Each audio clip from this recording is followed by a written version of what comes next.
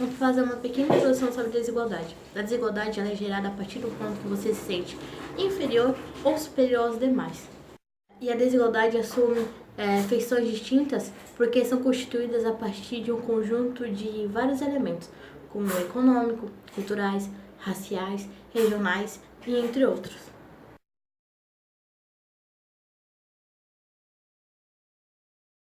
Eu vou falar sobre a desigualdade na visão de Platão.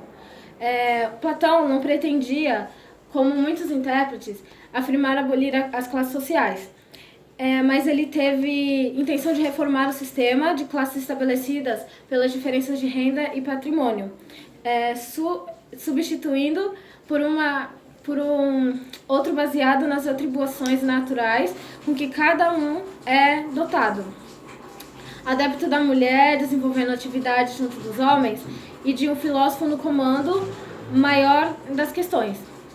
Segundo ele, a sociedade ideal, perfeita, sabe? Então, só é possível suprimindo-se com a desigualdade entre os cidadãos, cabendo ao Estado confiscar toda a riqueza privada, fazendo dela um fundo comum utilizado somente para a proteção coletiva. O ouro não sendo de ninguém em particular, sendo tesouro estatal. Não poderá ser usado para provocar a discórdia, a inveja, que prejudica a paz social.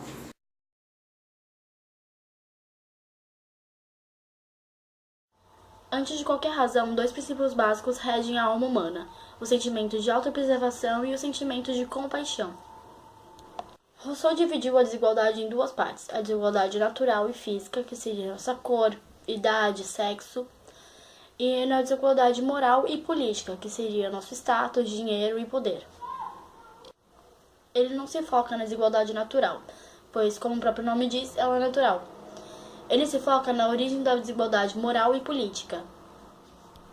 Rousseau diz que o homem é bom por natureza e que, vivendo isoladamente, nós somos iguais a todos os homens. Porém, quando nós decidimos viver em sociedade, é quando nossas diferenças aparecem. Professor Newton, em Como Surgiu a Desigualdade? Versão brasileira, Herbert Richard. Eu declaro que a partir de agora este pedacinho de terra será minha propriedade. Oh, rala peito da minha propriedade, moleque do capeta. Mas e a minha terra? E você sem propriedade, eu também preciso, pois somos todos iguais. Ah, se vira, moleque. Eu sou diferente de você porque tenho propriedade e você não. Eu declaro o surgimento da desigualdade social. Eu vou continuar falando de Rousseau. E como foi dito anteriormente, o homem natural em si, ele vivia muito isolado e tudo mais. Porém, ele às vezes, quando precisavam caçar ou para se defender mesmo, ele se unia a outros homens. Essa aproximação que eles começaram a ter com outros homens fizeram que fossem criados abrigos. Com essa criação de abrigos, os homens começaram a se aproximar cada vez mais e assim foram surgindo as famílias. Com esse surgimento de família, foram criando linguagens entre eles e tudo mais. E assim eles foram se aproximando cada vez mais e eles começaram a se comparar. Essa comparação que eles começaram a fazer entre si, de quem é mais forte, quem é mais ágil e tudo mais, começaram a criar guerras entre eles. Na mesma época, surge a agricultura e a metalúrgica.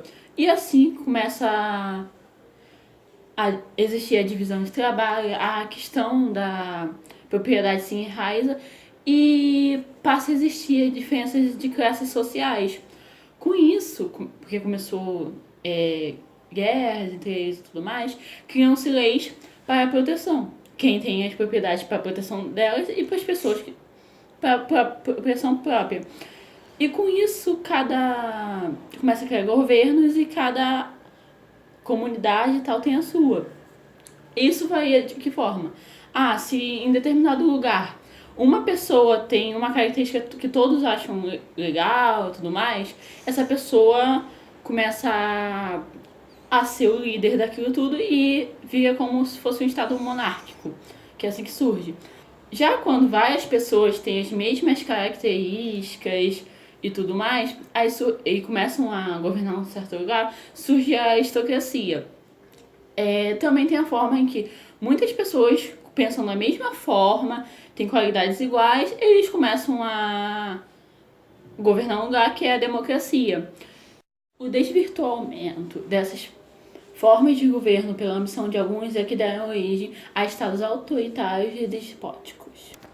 Vamos dizer, então, que esses acontecimentos deram origem à desigualdade entre os homens.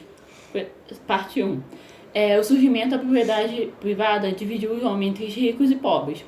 O surgimento dos governos dividiu em governos de poderosos e fracos.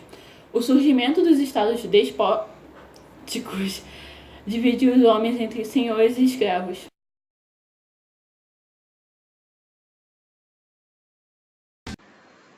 Bom, vou começar falando sobre dois importantes filósofos, Jean-Jacques Rousseau e Platão.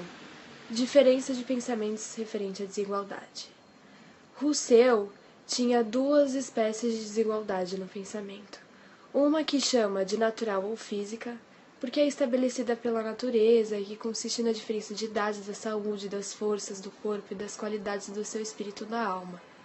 A outra que pode se chamar-se de desigualdade moral ou política, porque depende muito da espécie de convenção, o que é estabelecida ou pelo menos autorizada pelo consentimento dos homens.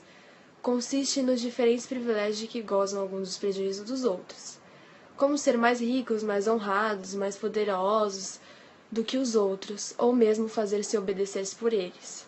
Ele entendia que o estado de natureza é a garantia de dois princípios inalienáveis, liberdade e igualdade, que, porém, foram violados com a formação da sociedade civil e da instituição da propriedade. A grande preocupação de Rousseau foi dele demonstrar como o direito natural foi submetido à lei civil. Ele segue a teoria de Locke ao vincular a origem da propriedade da ideia de trabalho, mas se distancia dela quando não considera a propriedade natural do direito natural inalienável. Rousseau denuncia a fragilidade das leis e da sociedade civil, implicando a solubilidade da questão por contrato social.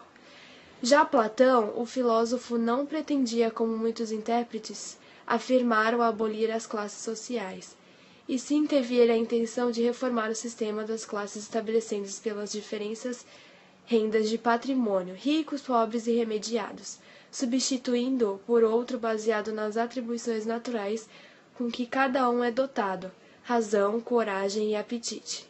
Adepto da mulher desenvolvendo atividades junto aos homens e de um filósofo no comando maior das questões. Segundo ele, a sociedade ideal e perfeita só é possível suprindo com a desigualdade entre os cidadãos, cabendo ao Estado confiscar toda a riqueza privada, fazendo dele um fundo comum utilizado somente à proteção coletiva. O ouro, não sendo de ninguém em particular, sendo tesouro estatal, não poderá ser usado para provocar a discórdia, a inveja tão prejudicial à paz.